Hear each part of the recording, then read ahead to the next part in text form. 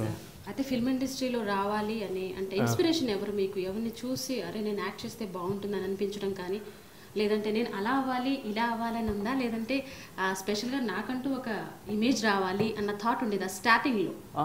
Obviously నాకంటూ image రావాలి, నన్ను అందరూ గుర్తుపెట్టాలి, అందరూ వచ్చి నా దగ్గర ఆటోగ్రాఫ్లు తీసుకోవాలి, కష్టపడకుండా అమ్మాయిలు పడిపోవాలి, చాలా ఆప్షన్స్ ఉంది.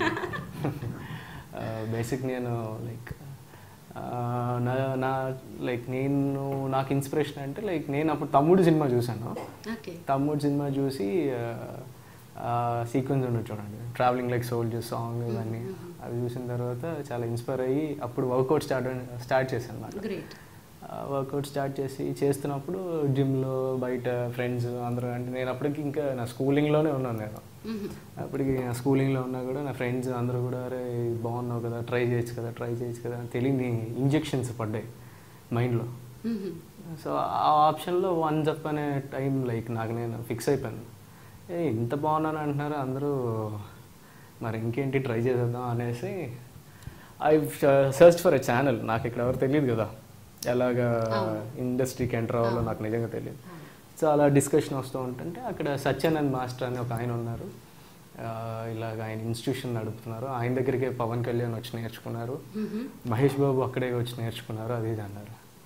అవునా సరే అయితే నేను కూడా వెళ్ళి ట్రై చేస్తే అక్కడ నుంచి ఒక ఆప్షన్ ఉంటుందేమో వెళ్ళడానికి అనేసి వెళ్ళాను ఇన్స్టిట్యూషన్లో.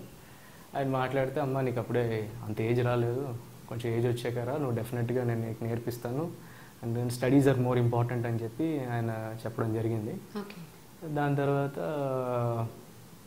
లైక్ నేను రెగ్యులర్గా ఆయన చెప్పారు కానీ నేను రెగ్యులర్గా ఇంకా ఆయన ఇన్స్టిట్యూషన్ దగ్గరికి వెళ్ళడం, నా స్కూల్ అయిపోయాక నేను వెళ్ళి అక్కడ వాళ్ళు ఏం చేస్తున్నారో చూడడం అన్నీ చేశాను. సో ఆయన ఇంట్రెస్ట్ చూసి ఆయన నన్ను సరే అయితే నువ్వు జాయిన్ అవ్వు, నీకు ఇంత ఇంట్రెస్ట్ ఉంది అంటున్నావు కదా అనేసి ఆయన ఆప్షన్ ఇచ్చారు. సో యాజ్ వెల్ యాజ్ నా పేరెంట్స్ కూడా ఎంకరేజ్ చేశారు. సో వాట్ ఈస్ దర్ నీ స్టడీస్ నువ్వు ప్రాబ్లం లేకుండా నువ్వు చేయగలవు అంటే యూ క్యారీ ఆన్ అనేసి అన్నారు.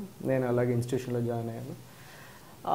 నా అదృష్టం ఏంటంటే లైక్ అందులో ప్రభాస్ గారు అందులో హీజ్ ఆల్సో లైక్ అప్పుడే ఆయన యాక్టింగ్ నేర్చుకోవడం కోసం అక్కడికి వచ్చారు.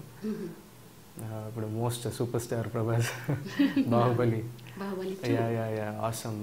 ఆయనతో పాటు ఇన్స్టిట్యూషన్లో ఉన్నంత కాలం ఆయనతో పాటు జర్నీ చేయడానికి ఒక అదృష్టం దొరికింది. సో ఐమ్ లక్కీ అలాగా అక్కడ నేర్చుకున్నాను. దాని తర్వాత హీ యూస్ టు లైక్ ఎవరైనా డైరెక్టర్స్ వచ్చిన కృష్ణవంశీ గారు వీళ్ళు చాలామంది డైరెక్టర్స్ యూస్ టు కమ్ మాట ఇన్స్టిట్యూషన్ దగ్గరకు వచ్చి చూసుకునేవారు. లైక్ ఏమైనా క్యారెక్టర్స్ ఏమైనా కావాలంటే కొత్తగా ఉన్న వాళ్ళకన్నా ఆ ఇన్స్టిట్యూషన్లో ఉండేవాళ్ళైతే కొంచెం పర్ఫార్మెన్స్ ఈజీగా ఉంటుంది కదా అని. సో ఆ ప్యాటర్న్లో నేను 4-5 ఫొటోస్ వాళ్ళకి వీళ్ళకి పంపించడం జరిగింది. లక్కీగా నాకేమైందంటే తమ్మారెడ్డి భరద్వాజ్ గారు సినిమా చేస్తున్నారు పోతే పోనే అని. ఆ సినిమాకి హీరో రోల్ అంటే సెకండ్ హీరో రోల్ అంటే శివబాలాజీ మెయిన్ లీడ్గా చేశారు. దానికి హీరోయిన్ సింధు తులాని అప్పుడే అత్తనొక్కడు పెద్ద సక్సెస్ వచ్చింది తనకి. ఆ సక్సెస్ తర్వాత నెక్స్ట్ ఫిలిం ఏంటంటే ఇదే. సో నేను చాలా మంచి ఆపర్చునిటీగా ఫీల్ అయిన అందులో. నాకు ఏంటంటే ఆయన తమ్మారెడ్డి భరద్వాజ్ గారు అంటే చాలా ఇష్టం మామూలుగా ఇండస్ట్రీ రాకముందు నుంచే.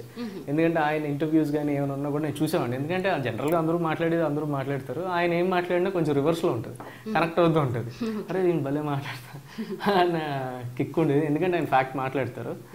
సో ఆయనతో పాటు like he gave me the first chance to act in movies as an hero, almost like hero. ఎందుకు శివబాలాజీ అందులో పార్ట్ 1లోనే చనిపోతాడు.